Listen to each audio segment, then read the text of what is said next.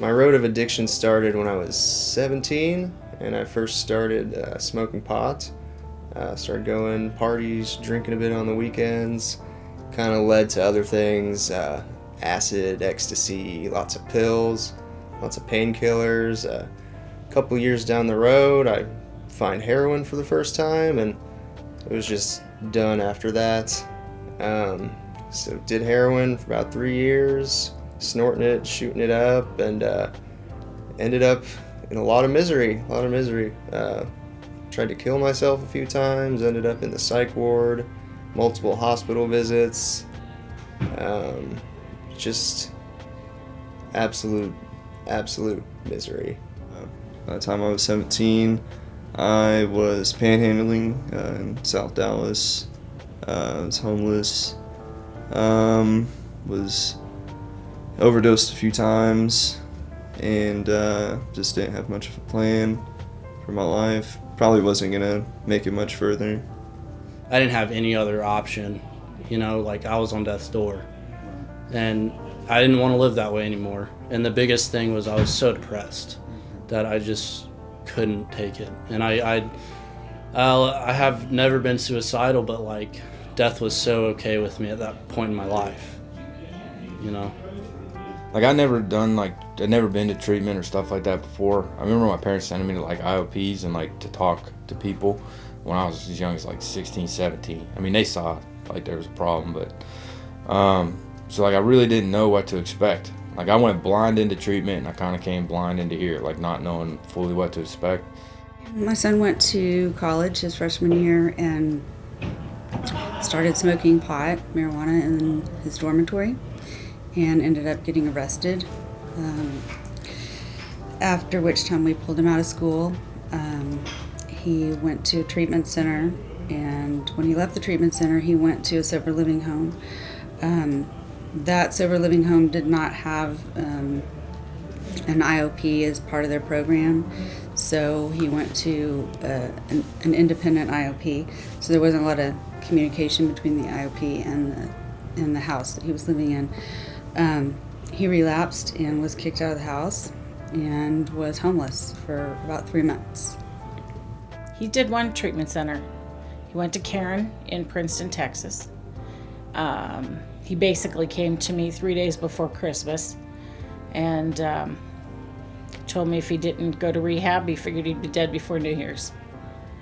And so we immediately actually Googled centers and found Karen, and he did 30 days there. Excuse me. And his counselor there, by the name, her name was Heather. She knew Heidi from another facility, and she recommended Chapter House. We came, we looked at it while Jacob was still at Karen. It was brand new. I think he was the 5th or 6th person to be there, and it just seemed like home without being home. Do you know what I mean? It was a very nice facility. It was, at the time, 5th or 6th person there. It's still brand new. So, but Mike was very nice. We met Aaron.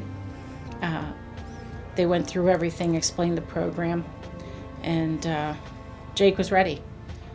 I found Chapter House through my cousin Matt. I'm from Louisville, Kentucky originally, and word had spread about the good recovery down in Texas, and multiple sources told my parents and told Matt, and he helped everyone find it for me. But we heard about the recovery system down here and how it's a transitional living, and it's not just about getting off drugs, it's about how to live your life, which I really needed, because I've never been able to do that at 24 years old, and that's kind of ridiculous. I know a lot of other people are in that situation, but that's really what led me here, was just being able to have a safe place, be able to be around a bunch of good people, and just really transition into life again, for the first time. When I first came here, everyone I'd been there with when I first got there really wanted to be sober. And I think that's a big thing because, like, and it's also a smaller community. First treatment I went to, it was about 40 people, which a lot of them were in the same situation I was in, just to get whoever off their back, parents, police, whatever the deal is. And it seemed like every single person there, like, really had a desire to stay sober. And that helped me a lot too, but also, like, I've never lived on my own before. You know, I've never had to pay bills. I've never had to really plan anything in my life. It's always been taken care of. And especially what Chapter House does, it's like every week you go grocery shopping and they give you a budget and you get to learn how to shop. And then it's like they teach you how to plan for school or plan for work and, like, really set up your dreams. And also it comes in with recovery as well, because at treatment centers I have been to, it was just like, just get sober, worry about your life later, you know. And of course at the start it's always like that, like sobriety comes first, but definitely here it's like, you know, you get sober and you're doing good and they believe you're doing good and they help you with other things too. It's like they've helped me see dreams I couldn't even imagine. Like, I've never thought about going to school, and I'm going to school now, and I have a job which I enjoy a lot, but, like, I have enough drive not to stay there my whole life. And, like, I have these ambitions and dreams that other treatment centers haven't given me, because they haven't told me, like, you can do whatever you want in life. They've just said you need to get sober. And, like, the people here are definitely like my family, you know? Like, I can tell them anything, and we've talked about a lot of real stuff. And it's like just the amount of friendship and love, you know? It's especially because of the small community. Well, I think the structure of the program here, when he came in, he had to give up his girlfriend, he had to give up his job, he had to give up his phone, and solely focus on his recovery. He had the benefit of going to IOP here 3 days a week, doing groups in the house, seeing therapists here, and I think that made a huge difference for him. He really had nothing to focus on but himself and his behavior and his choices. One thing that was really helpful is that Heidi and Michael found really good sponsors for these guys. They would come to the house and meet with them individually. My son had gone through 2 or 3 sponsors that didn't work out before he came here, and his sponsor was great, had a lot of recovery, was older. My son is 20 years old, so I think that was, you know, having an older man in recovery as a role model was excellent, and so he did a great job working the steps and getting through the program. I think it was very controlled, and I think he needed that. You know, Jacob is very direct. He's very strong-willed. He needed somebody to say, no, you can't have your phone today. No, you can't have your phone for 3 weeks or whatever. I don't even remember the time frame now. But they also knew, like, when he needed to maybe talk to his dad or I or his brother or whatever. And so there was always room for exactly what he needed. And a lot of the time what he needed when he first got there was nope. And he got it. And, you know, I think today he would say, oh, God, I hated this, I hated that. They shouldn't have done this, they shouldn't have done that. And at the very end of the sentence he will say, and I'm so glad I went there. That's what I needed. I had no structure in my life, no clue of what I was doing. And I came to the chapter house and it was tough. I mean, it sucked. Like I wasn't used to that many rules. You know, like I went away to college when I was 18, and then from 18 to, 25 when I got here, I think I lived at home for like maybe 2 months in between getting an apartment or something. So like I wasn't used to living in a structured environment. So they just force you to look at yourself and they allow you to do it.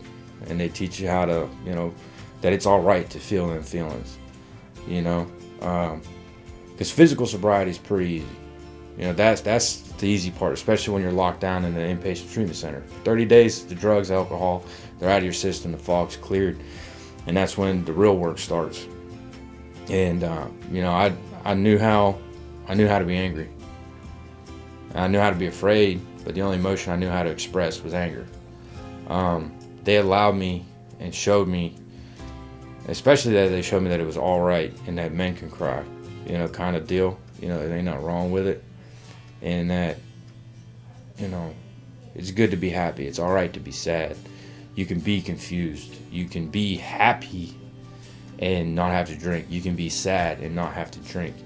You can deal with this whole spectrum of emotion that I've buried away since I was like 15, you know, and that's the biggest thing I got out of it. They taught me how to be emotionally sober in a safe environment that I wouldn't have been able to do elsewhere. I think it's given me great accountability. I have a very big network of trusted friends that I really love and I know care about me and will hold me accountable. And they've just really showed me what it's like to work the 12 steps. It's been one of the biggest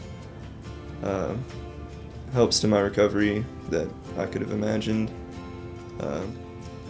I've found other treatment centers I've been to be really just cookie cutter kind of places. They sit you down and say, hey, we're gonna get you off drugs for a couple weeks, and this is what you need to do. Here's your relapse prevention program. So if you ever want to use drugs, just follow these simple steps.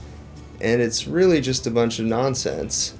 It's a revolving door. Other rehabs I've been to is just people leave, they're back a month later, worse off than they were. And coming here, it was a lot of group counseling, individual counseling, which I didn't really want to do at the time, but I really needed it. Kind of delved into some stuff in my past that I really needed to get into, and got into the 12 steps. I'd never wanted to do it before, and it was kind of scary at first, but I had gotten to the point in my life where I was willing to try anything, and that was definitely a big factor in the recovery down here. 12 steps and just all the special attention you get while you're here. All the staff really cares about you. They really care how you're doing. They care how you're gonna do. It's not just get off drugs and get out of here kind of thing. They really do. They talk to your family, keep everyone updated. They let you know when they're concerned about you. So it's been a great experience so far. Last October, this time last year, is when he got kicked out of his house that he was living in. So, this is a huge change in his life. And I'm definitely proud of him. He's gone back to school at UTD. He has a full-time job, waiting tables at a really nice restaurant. He's supporting himself, and I couldn't be happier. He's motivated in school, something that he was not before. So he's studying, has good grades, and I just couldn't be prouder of him and relieved. I couldn't be more proud. That's good. He made that decision on his own because his dad and I were totally in the dark. Well, not totally in the dark about everything, but we knew he had an alcohol problem. We didn't know about the others. He was very good at not letting that be seen. But just in that period of time, he looks like an entirely different individual. We were looking at pictures of him in the room last night, and he looked at one and went, wow, I just look like I'm dead. And then, you take one of them today, and you look at him and go, wow, you haven't been that kid for a long time. When you see that night and day difference, it's dramatic. It's very dramatic.